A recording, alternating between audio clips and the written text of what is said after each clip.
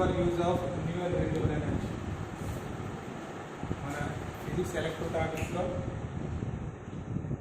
Physics electric paper 7C Indian energy scenarios chapter 2 చాప్టర్లో second topic need for use of new and renewable energy. Need for use of new and renewable energy sources. మనకి second చాప్టర్లో topic పునరుత్పాదక మరియు నూతన శక్తి వనరుల యొక్క ఆవశ్యకత. What is the need for going for new and renewable energy source? నూతన శక్తి వనరుల వైపుకి పునరుత్పాదక శక్తి వనరుల వైపుకి వెళ్ళవలసిన ఆవశ్యకత ఎందుకు వచ్చింది? ఏంటి reason? What are the reasons to look it the new form of energy source? కొత్త రకాల ఎనర్జీ రిసోర్సెస్ వైపు చూడవలసిన ఆవశ్యకత, వాటిని డెవలప్ చేయవలసిన ఆవశ్యకత ఎందుకు వచ్చింది? What are the reasons behind the reason renewable energy sources? ఈ పునరుత్పాదక శక్తి వనరులు మన రెండు రకాలు, కన్వెన్షనల్ అండ్ నాన్ కన్వెన్షనల్. మనం రెగ్యులర్గా ఉపయోగించుకునేటువంటి శక్తి వనరుల్ని, మన రోజువారీగా వినియోగించుకునే energy resources are said to be conventional energy sources. సాంప్రదాయ శక్తి వనరులు మన డైలీ మన రెగ్యులర్గా మన భారతదేశం కానీ ప్రపంచవ్యాప్తంగా ఎక్కువ energy resources 80% to 70% of the energy is from extracted from the conventional energy source. Conventional energy source అంటే ఎవరు? ఏ energy source? Coal, crude oil, nuclear energy, major hydro power, thermal electricity. These are the conventional energies, సంప్రదాయ శక్తి వనరులు. అవి మనం రెగ్యులర్గా వినియోగించుకుంటాం. ఈ రెగ్యులర్గా వినియోగించిన శక్తి వనరులని కాదని మనం కొత్తగా ఇన్ని శక్తి వనరులు ఉన్నప్పటికీ మనం కొత్తగా నూతన శక్తి వనరుల వైపుకి what is the need for going for new and renewable energy source అన్నది ఈరోజు మనం నేర్చుకున్నాం. ఎందుకు మనం కొత్త శక్తి వనరులు ఎదుర్కోవాల్సిన పరిస్థితి వచ్చింది? ఎందుకు రెన్యూబుల్ ఎనర్జీ సోర్స్ వైపుకి మనం మళ్ళవలసినటువంటి సమయం ఎందుకు వచ్చింది? కారణాలు ఏంటి అన్న దాని గురించి ఈరోజు మనం నేర్చుకుంటాం. What is the need for use of new and renewable energy source? పునరుత్పాదక మరియు నూతన శక్తి వనరుల యొక్క ఆవశ్యకత. అసలు ఈ పునరుత్పాదక శక్తి వనరులు, కొత్త శక్తి వనరుల వైపుకు ప్రపంచ దేశాలు మళ్ళాలి అనే ఆలోచన ఎప్పుడు వచ్చింది, ఎందుకు వచ్చింది? దీనికి మొట్టమొదటి బేజం ఆరిజిన్ ఎక్కడ పడ్డదంటే 1973 సంవత్సరంలో, October 1973. In October 1973 an oil crisis erupted in the entire world. ప్రపంచవ్యాప్తంగా ఆయిల్ క్రైసిస్ అనేది మొదలుపెట్టి స్టార్ట్ అయింది. ఏంటి అక్టోబర్ 1973? దీని యొక్క సిగ్నిఫికెన్స్ ఏంటి? దాని యొక్క ప్రాముఖ్యత ఏంటి? ఏంటి ఆయిల్ క్రైసిస్ ఏంటి? ప్రపంచ దేశాలన్నింటికి కూడా అప్పటి వరకు 1970 ఇప్పుడు కూడా 1970 వరకు కూడా ప్రపంచ దేశాలన్నింటికి కూడా ఈ పెట్రోలియం ప్రొడక్ట్స్ అంటే crude oil, diesel, petrol, kerosene ఇవన్నింటినీ కూడా మనకి సరఫరా చేసేది, ఎక్స్పోర్ట్ చేసే countries OPEC countries, OAP, PSC, organization of Arab petroleum exporting countries. వాళ్ళకు ఉన్నటువంటి శక్తి వనరులు ఎక్కువ. వాళ్ళకున్నది ఆ దేశాల్లో వాళ్ళందరూ ఒక కన్సార్టియంగా ఏర్పడి, ఒక గ్రూప్గా ఏర్పడి వాళ్ళు ప్రపంచ దేశానికి ఈ ఎనర్జీ రిసోర్సెస్ని, పెట్రోలియం ప్రోడక్ట్స్ని, క్రూడ్ ఆయిల్ని ఎక్స్పోర్ట్ చేయడం జరుగుతుంది. ఈ 1973లో ఏం జరిగింది? ఏంటి ఆయిల్ క్రైసిస్ ఏంటంటే there was war between Israel and Egypt. 1973లో ఈజిప్ట్కి, ఇజ్రాయెల్కి యుద్ధం జరుగుతుంది. ఈ యుద్ధం జరుగుతున్నప్పుడు ఈ ఓపెక్ కంట్రీస్ అన్నీ కూడా ఈజిప్ట్కి వెన్నుదన్నుకోండి, సపోర్టింగ్గా ఉండి ఈజిప్ట్ వెనకాల నుండి యుద్ధం నడిపిస్తుంటే ఇజ్రాయెల్కి వెనకాల సడన్గా United states of America support చేయడం మొదలుపెట్టింది. ఎప్పుడైతే యునైటెడ్ స్టేట్స్ ఆఫ్ అమెరికా ఇజ్రాయెల్కు తరపునని పోరాటం మొదలుపెట్టిందో, దానికి పక్షాన నిలిచిందో, ఈ ఒపే కంట్రీస్ అన్నీ కూడా ఏం చేసాయంటే సడన్గా ప్రపంచ దేశాలకి ఈ దానికి వ్యతిరేకంగా, అమెరికాకి వ్యతిరేకంగా ఈ ప్రపంచ దేశాలకి ఆయిల్ ప్రొడ్యూస్ సరఫరా చేయడం, డెవలప్ చేయడం సడన్గా ఆపేసింది. ఏం జరిగింది? ఈ కంట్రీస్ అన్నీ కూడా ఒక ప్రొక్లెయిమ్ ఎంబార్గో, ఒక నిర్దిష్టమైన ఒక డిసిషన్ తీసుకున్నారు. ఏమని? ఈ ప్రపంచ దేశాలకి ఇంకా ఆయిల్ ప్రొడక్షన్ తగ్గించేది. ఆయిల్ ప్రొడక్షన్ తగ్గించేశారు. దీనికి నిరసనగా అమెరికా ఇజ్రాయెల్కి సపోర్టుగా ఉంది. ఈ యుద్ధంలో ఇజ్రాయెల్ నెగ్గుతుందనే ఉద్దేశంతో ఎప్పుడైతే అరబ్ కంట్రీస్ ఈజిప్ట్ ఓడిపోతుందో దానికి వ్యతిరేకంగా ఈ ఓపెక్ కంట్రీస్ అన్నీ కూడా ఒక ఏం చేశారు, వాళ్ళ కంట్రోల్లోకి తీసేసుకున్నారు. ఈ ప్రపంచ దేశాలకు ఆయిల్ ప్రొడ్యూస్ చేయడం, ఆయిల్ని సరఫరా చేయడం అనే కార్యక్రమం వాళ్ళు తగ్గించేశారు. దాని ప్రొటెస్ట్గా, దానికి అమెరికాకి వ్యతిరేకంగా ఏం చేశారు, ప్రపంచ దేశాలకు సరిపడా ఆయిల్ ప్రొడ్యూస్ చేయడం ఎప్పుడైతే ప్రొడక్షన్ తగ్గించేశారో సరఫరా కూడా తగ్గిపోయింది. ఇంక అన్ని దేశాలకి పెట్రోలియం ప్రొడక్ట్స్ సరఫరా అవడం తగ్గిపోయింది. నెక్స్ట్ వాళ్ళు ప్రొడ్యూస్ చేసే కెపాసిటీ కూడా తగ్గించేశారు. ఎన్ని బ్యారెల్ అయితే సరిపోద్ది అనుకున్నారో అన్ని బ్యారెల్స్ కంటే తగ్గించేసి వాళ్ళ అవసరాలకు సరిపడా ఉపయోగించుకున్నారు తప్ప ప్రపంచ దేశాలకి ఎక్స్పోర్ట్ చేయడం మానేశారు. కంట్రోల్ చేశారు, పూర్తిగా మానేయలేదు. కానీ వాళ్ళ చేతుల్లోకి ఈ organisation OAP organisation of Arab petroleum exporting countries అనేవాళ్ళు they proclaimed embargo on oil production and started oil pricing control strategy. వాళ్ళు ఒక కొత్త స్ట్రాటజీని మొదలుపెట్టారు. అప్పటి వరకు లేనటువంటి 1973 వరకు లేనటువంటి ఒక కొత్త స్ట్రాటజీని మొదలుపెట్టారు. ఏంటి ఆ స్ట్రాటజీ అంటే ఆయిల్ ప్రొడక్షన్ని తగ్గించేది. ఎప్పుడైతే ప్రొడక్షన్ తగ్గించేసారో డిమాండ్ పెరుగుతుంది, ప్రైసులు పెరుగుతాయి. ట్రాన్స్పోర్టేషన్ నెక్స్ట్ వాళ్ళు ఏంటంటే అప్పటి వరకు $3 ఉన్నటువంటి $3 ఉన్నటువంటి ఒక బ్యారెల్ ఖరీదు సడన్గా నెమ్మదిగా పెరగడం మొదలుపెట్టింది. ఇంచుమించు 10 yearsలో మనకి ఇంచుమించు 4 రెట్లు ఈ పెట్రోలియం ప్రొడక్ట్స్ యొక్క ప్రైస్ పెరిగింది. ఒక బ్యారెల్ ఖరీదు $3 నుంచి ఇంచుమించు దగ్గర $37కి పెరిగిపోయింది. అంటే ప్రపంచ దేశాలు ఎక్కువ డబ్బులు పెట్టి కొనుక్కోవాల్సిన ఆవశ్యకత వచ్చింది, నెసెసిటీ వచ్చింది. ప్రపంచ దేశాలు ఆ క్రూడ్ ఆయిల్ పెట్రోలియం ప్రోడక్ట్స్ లేకపోతే సర్వైవల్ లేదు కాబట్టి ఖచ్చితంగా కొనుక్కోవాలన్నా వీళ్ళ దగ్గర డబ్బులు ఉన్నా కానీ వాళ్ళు సరఫరా చేయట్లేదు.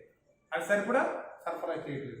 సరఫరా చేసినా దాని రేటు $3 ఉన్నటువంటి ఒక బ్యారెల్ ఖరీదు ఇంచుమించు 45 రెట్లు పెరిగిపోయింది. సడన్గా $37 పెట్టి అమ్మడం మొదలుపెట్టారు.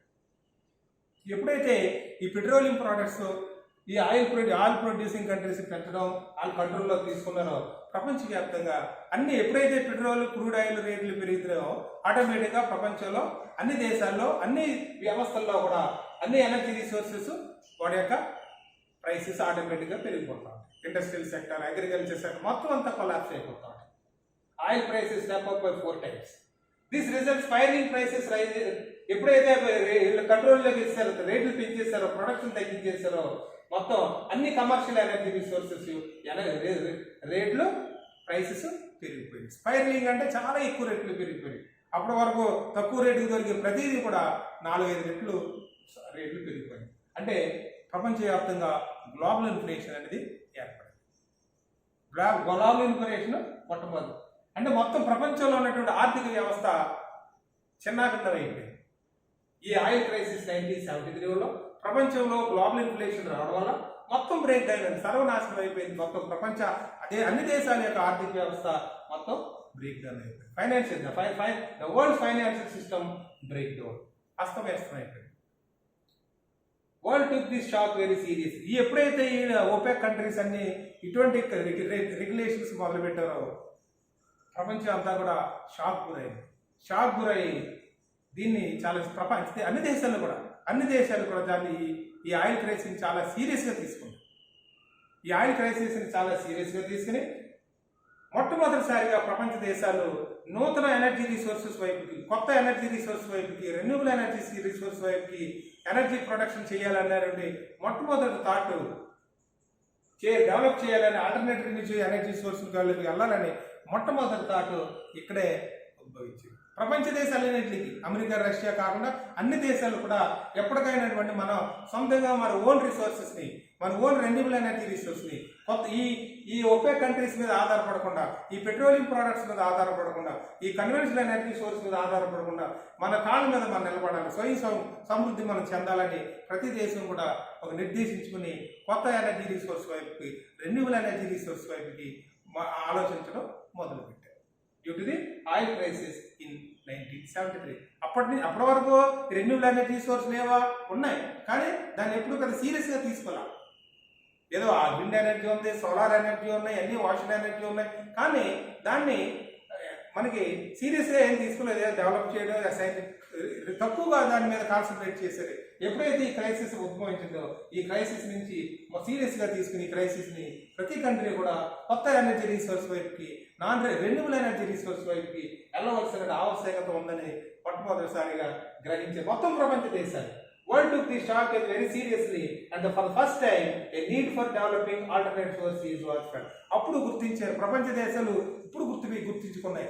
ఏమైనా సరే మనం సొంతంగా ఇతర దేశాల మీద లేదా యూరోప్ అరబ్ కంట్రీస్ మీద మనం ఆధారపడకూడదు, పెట్రోలియం కంట్రీస్ మీద ఆధారపడకూడదు. మనం ఆల్టర్నేటివ్ ఎనర్జీ రిసోర్సెస్ని, రెన్యూబుల్ ఎనర్జీ రిసోర్స్ వైపు మనం వెళ్ళాలి, వాటిని మనం డెవలప్ చేసుకోవాలి, మన స్వయంగా ఉండాలి అనే ఉద్దేశంతో ప్రపంచ దేశాలు దేని యొక్క కొత్త ఎనర్జీ సోర్సెస్ ని రెన్యూబుల్ ఎనర్జీ రిసోర్స్ యొక్క ఆవశ్యకతని బాగా సీరియస్ గా తీసుకుని గుర్తించేది. అప్పటి వరకు ఏం చేస్తున్నాం, మనం వాడే ఎనర్జీ రిసోర్స్ అన్ని కన్వెన్షనల్ ఎనర్జీ సోర్స్. ఈ కన్వెన్షనల్ ఎనర్జీ రిసోర్స్ అన్ని కూడా ఫాసిల్ ఎనర్జీ ఫ్యూయల్స్, అంటే శిలీంధ్రాల నుంచి ఉత్పత్తి జనించినవి. శిలీంధ్రాల నుంచి వచ్చినటువంటి కోల్ కానివ్వండి, పెట్రోల్ కానివ్వండి, క్రూడ్ ఆయిల్ కానీ, న్యాచురల్ గ్యాస్, ఇవన్నీ కూడా ఫాసిల్ ఫ్యూయల్స్. వీటినే మనం ఎక్కువగా కన్జ్యూమ్ చేస్తున్నాం. ప్రపంచ దేశాలు, భారతదేశంతో సహా అన్ని దేశాలు ఈ కన్వెన్షనల్ ఎనర్జీ సోర్స్ని మనం వినియోగించుకోవడం వల్ల నాకేమవుతుంది, ఎన్విరాన్మెంట్ డిగ్రేడేషన్ ఏర్పడుతుంది. బాగా భారీ ఎత్తున ఈ ఎన్విరాన్మెంట్ పర్యావరణానికి చాలా హాని జరుగుతుంది.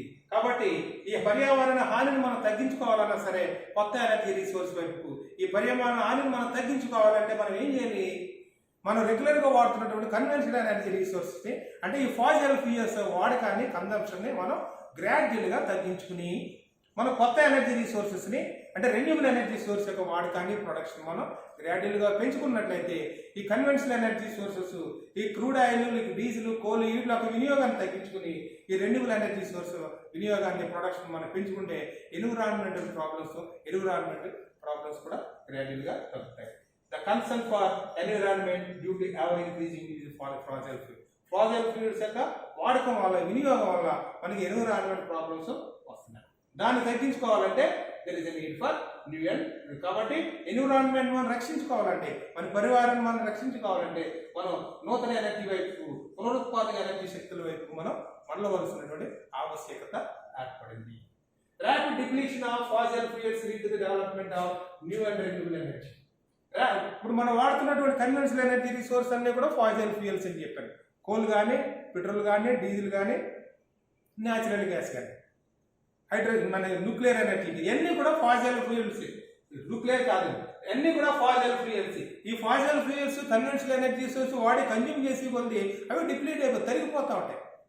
అంటే లాస్ట్ క్లాస్లో చెప్పాను మీకు, మనకి కోల్ కానీ, ఈ పెట్రోల్ ప్రొడక్ట్స్ కానీ ప్రపంచ దేశంలో ఉన్నటువంటి ఈ రిసోర్సెస్ ఒక 50 ఏళ్ళు, 60 ఏళ్ళు, 70 ఏళ్ళకి సరిపడా రిసోర్సెస్ ఉన్నాయి తప్ప 60-70 ఏళ్ళు, 100 సంవత్సరాల తర్వాత ఈ ఫాసిల్ ఫ్యూయల్స్ కంప్లీట్గా డిప్లీట్ అయిపోతుంది, జీరో అయిపోతుంది. కాబట్టి ఎప్పుడైతే ఈ ఫాసిల్ ఫ్యూయల్స్ డిప్లీషన్ స్టార్ట్ అయిందో మనం ఆల్టర్నేట్ ఎనర్జీ వైపుకి, న్యూ ఎనర్జీ రిసోర్సెస్ వైపుకి, రెన్యూవబుల్ ఎనర్జీ సోర్స్ వైపుకి వెళ్ళవలసినటువంటి ఆవశ్యకత. Rapid depletion of fossil fuels lead to the development of new and renewable. మన కన్వెన్షనల్ రిసోర్సెస్ తగ్గిపోతున్నాయి, అవన్నీ కూడా కన్వెన్షనల్ అన్నీ కూడా డిప్లీట్ అయిపోతున్నాయి కాబట్టి, కాలంతో పాటు తగ్గిపోతున్నాయి కాబట్టి, అవి పునరుత్పత్తి చెందవు. కాబట్టి మనం కొత్త ఎనర్జీ రిసోర్స్ వైపు మనం వెళ్ళవలసినటువంటి ఆవశ్యకత. ఇంకా కారణం ఏంటి, increase in demand for energy due to rapid population. మన జనాభా పెరుగుదల, మన జనాభాకు అనుగుణంగా ఇండస్ట్రియల్ గ్రోత్ బాగా పెరుగుతుంది. ఇండస్ట్రియల్ గ్రోత్కి సరిపడా ర్యాపిడ్ ఇండస్ట్రియలైజేషన్ జరుగుతుంది. పారిశ్రామిక అభివృద్ధికి అనుగుణంగా ఎంత స్పీడ్గా పరిశ్రమలు అభివృద్ధి చెందినాయో అంతే స్పీడ్గా పాపులేషన్ గ్రోత్. అంటే ఈ పారిశ్రామిక అభివృద్ధికి సరిపడా ఈ పాపులేషన్, ఇంక్రీజ్ ఇన్ పాపులేషన్, జనాభా అభివృద్ధికి సరిపడా డిమాండ్, ఆ డిమాండ్ కావాల్సిన ఎనర్జీ మనం ప్రపంచ దేశాలు ప్రొడ్యూస్ చేయలేకపోతున్నాయి ఒక కన్వెన్షనల్ ఎనర్జీ సోర్స్ వైపుకి. అంటే మనం ఉపయోగించుకున్నటువంటి, కన్జ్యూమ్ చేసుకున్న conventional energy source they are not far enough to meet the challenges demand of the far increasing rapid industrialization and growth of population. ఈ జనాభాల పెరుగుదలకి, ఇండస్ట్రియలైజేషన్కి సరిపడా ఎనర్జీ రిసోర్సెస్ సరిపోవట్లేదు కాబట్టి alternative energy sources, new energy resources, renewable energy resources మనం develop చేయవలసినటువంటి ఆవశ్యకత ఏర్పడింది. ఇది ఒక కారణం. నెక్స్ట్ మనకి హైడ్రో ఎనర్జీ సోర్స్ వల్ల ఎన్విరాన్మెంట్ ప్రాబ్లమ్స్ లేవు, లార్జ్ హైడ్రో పవర్ ప్రాజెక్ట్స్ వల్ల ఎన్విరాన్మెంట్ ప్రాబ్లమ్స్ ఉండవు. కానీ అయినప్పటికీ కూడా దాని యొక్క వినియోగాన్ని మనం తగ్గించేది, ప్రపంచ దేశాలు తగ్గించేశారు. ఈ లార్జ్ హైడ్రో పవర్ ప్రాజెక్ట్స్ని కట్టడం ఆల్మోస్ట్ తగ్గించేశారు. ఎందుకు తగ్గించేశారంటే దానివల్ల డిఫారెస్టేషన్ ఎక్కువ జరుగుతూ ఉంటుంది, సోషల్ ప్రాబ్లమ్స్ ప్రాబ్లమ్స్ ఎక్కువగా ఉన్నాయి, వైల్డ్ లైఫ్కి హారం జరుగుతుంది. వైల్డ్ లైఫ్ అంటే అక్కడ ఉన్నటువంటి జంతుజాలము, వృక్షజాలము, ట్రైబల్ పీపుల్ వాళ్ళందరూ డిస్లోకేట్ చేయవలసినటువంటి అవసరం వస్తుంది. ఈ వైల్డ్ లైఫ్ డ్యామేజ్ అవుతుంది, డిఫారెస్టేషన్ జరుగుతుంది, కొన్ని సోషల్ ప్రాబ్లమ్స్ వీళ్ళందరినీ డిస్ప్లేసెస్ కొత్త ప్రాంతాలకి తీసుకెళ్లవలసిన, రిహాబిలేట్ చేయవలసిన ఆవశ్యకత ఏర్పడుతుంది. కాబట్టి లార్జ్ హైడ్రో పవర్ ప్రాజెక్ట్స్ నిర్మాణము ప్రపంచవ్యాప్తంగా తగ్గించేశారు.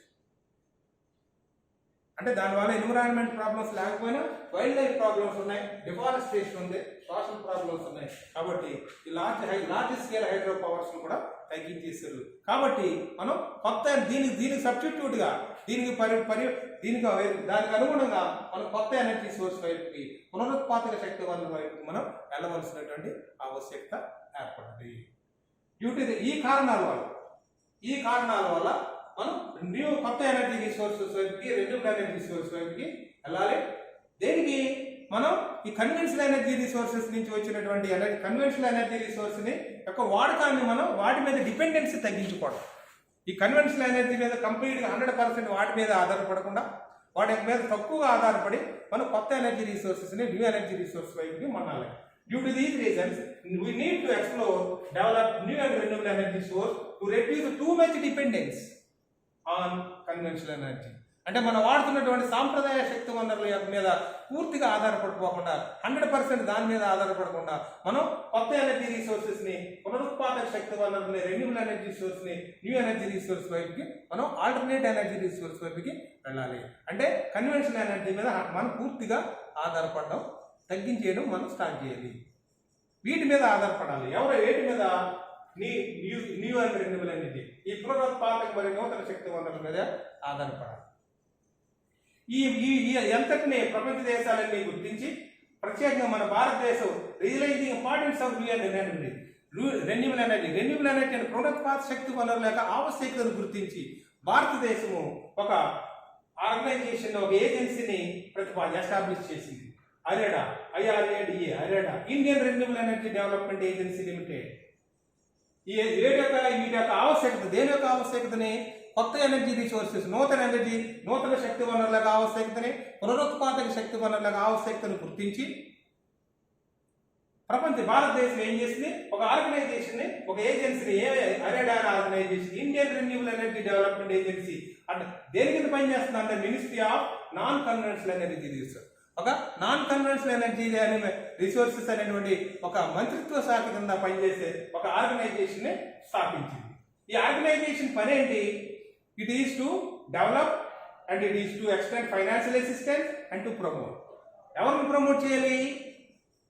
ప్రోత్సహించడానికి. ఎవరిని ప్రోత్సహించడానికి?